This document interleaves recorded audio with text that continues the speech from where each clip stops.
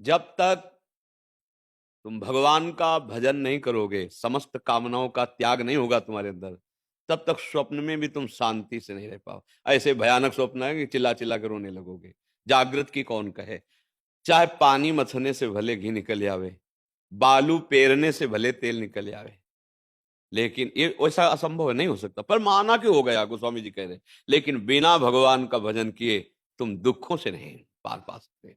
अगर कोई ले दे के होता ना, तो जितने धनी लोग हैं सब सुखी हो जाते। धर्म पूर्वक चलो और फिर उसमें 4 रोटी में 1 रोटी दे दो, बहुत बड़ी यज्ञ हो गई तुम्हारी। और अधर्म से तुमने कमाया और सोचा कि हम साधु महात्माओं को दे दें, तो उनके भी भजन में बाधा पहुंचेगी, उसका भी अपराध लगेगा। अधर्म से कभी धर्म नहीं हो पाता।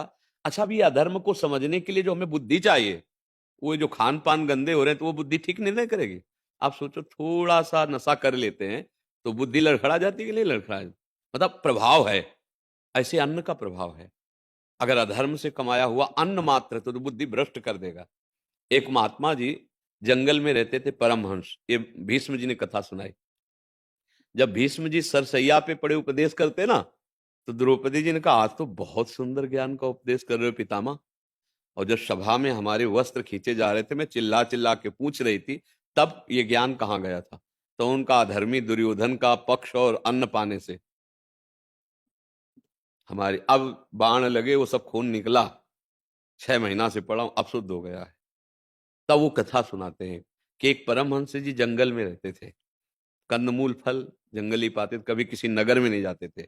एक दिन राजा अपन शिकार खेलने को गया, तो उसने देखा कि ऋषि एकांत तो धार्मिक था, दंडवत की और कहा, महाराज आप कभी कृपा करें और महल में पधारें और हमारा जीवन धन्य हो जाएगा। बहुत बार प्रार्थना की तो दयालु हृदय संत का, चले गए। अब वहां प्रसाद पाया, अच्छे अच्छे पदार्थ सब। राजा के घर में क्या कमी। अब आए तो भजन में मन नहीं लग रहा, बस चिंतन बदल गया। अब वो सोचने लगे, राजा कब आवे निमंत्रण दे। अब वो अच्छे नहीं लगेंगे, अब जंगली कंदमूल फल कहाँ अच्छे लगेंगे, जो राजा के घर का भोजन।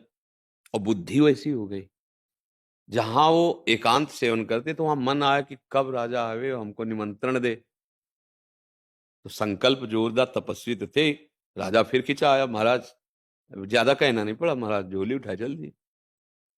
आज वहां गए तो ऐसे देख, महल में बैठालते थे और रानी स्वयं भोजन परोसती थी, राजा चरण सेवा में, क्योंकि संतों की ऐसी महिमा रही है, अब भी है।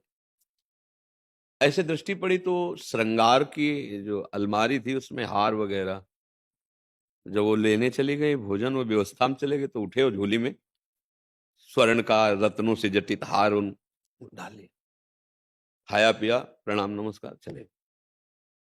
रानी ने कहा कि महाराज, मेरे श्रृंगार का जो हार है बड़ा कीमती हो, तो और आपके उन महात्मा के सिवा कोई आया नहीं, क्योंकि हमारा जो परिकर दास दासियां हैं वो यहीं रहती हैं, महल की ही है, निज परिकर वो बाहर जा नहीं सकती, बाहर से कोई आया नहीं। आप और हम और महात्मा, आप क्यों लेंगे, आपका तो है ही, हमारा तो है ही, हमारे तो श्रृंगार का विषय है, हम छल कपट क्यों करेंगे। आपके महात्मा ने चुराया है। उनका ऐसा नहीं हो सकता, वो इतने निरपेक्ष महात्मा की किसी नगर नहीं जाते, वो क्यों लेंगे। पर शंका तो राजा को भी हुई कि दूसरा आया नहीं, पर वो अंदर से एकदम कि हमारे महात्माओं की निंदा हो जाएगी अगर ये बात। देखो, जो धर्मात्मा पुरुष होते हैं इस बात से कि मानो मेरी श्रद्धा तो टूटी, अगर हम ये बात बाहर कर देंगे तो लाखों की श्रद्धा संतों से चली जाएगी और धर्म का ह्रास हो जाएगा। ना वो महात्मा के पास गए, ना उन्होंने कहा, उनका दूसरा हम बनवा देते हैं। रानी भी शांत हो गई। अब 2 4 5 6 दिन के बाद जो झोली लेकर के कंदमूल फल जंगल में लेने जाते थे, झोली उठाई तो वजन, बोला, क्या है इसमें, हाथ डाला तो हार। बोले, ये कैसे आ गया, क्योंकि 4 5 दिन से उपवास है तो बुद्धि शुद्ध। अरे ये तो हमने स्वयं चुराया, ऐसी बुद्धि कैसे, मुझे क्या जरूरत है इसकी। हार लिए, सच्चे संत थे, और ऐसे दिखाते हुए सभा में प्रवेश हुए, महाराज मैंने आपका हार चुराया था, मुझे इसके अनुसार दंड दिया जाए। राजा खड़े हो गए सिंहासन, समाज लाखों की। उनका, महाराज ये हार आपने नहीं चुराया था, मैंने आपकी परीक्षा के लिए झोली में डाला था कि देखे आप सच्चे संत हैं कि नहीं। आप सच्चे संत हैं, और महाराज जी को महल ले गए, तब किसी को समझने नहीं दिया और एकांत बैठाल कर कहा कि क्या लीला है। आप चुरा के ले जाते हो, फिर आप ही वापस करने आते हो, कहते हो कि मैं चोर हूं, मुझे दंड दो। महाराज मुझे समझ में नहीं आया। तो बोले पहला भोजन जो किया उससे हमारी बुद्धि भ्रष्ट हो गई, और ये बुद्धि तो हमको प्रेरणा करी, हम उठा आज 5-6 दिन से कुछ नहीं खाया, निराहार रहे, तो हमारी बुद्धि शुद्ध हुई।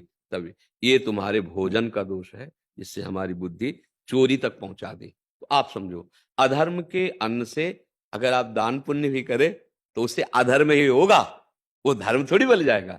इसलिए धर्म पूर्वक चलो, भगवान का आश्रय, गंदे भोजन गंदा संग त्याग दो, तो तुम आनंद सिंधु भगवान की कृपा से ये जीवन भी आनंदमय और परलोक भी आनंदमय। नहीं, यहां से कुछ नहीं जाने वाला। शरीर जब छूटेगा ना, कुछ नहीं, सब तुम्हारी पढ़ाई लिखाई, रुपया पैसा, रिश्ता नाता सब यहीं रखा रहेगा। इसलिए बड़े भाग्यशाली जन हैं जिनके मन में ये बात आ गई कि अब गंदे आचरण त्याग कर मैं भगवान का नाम जपूंगा, भगवान के मार्ग में चलूंगा।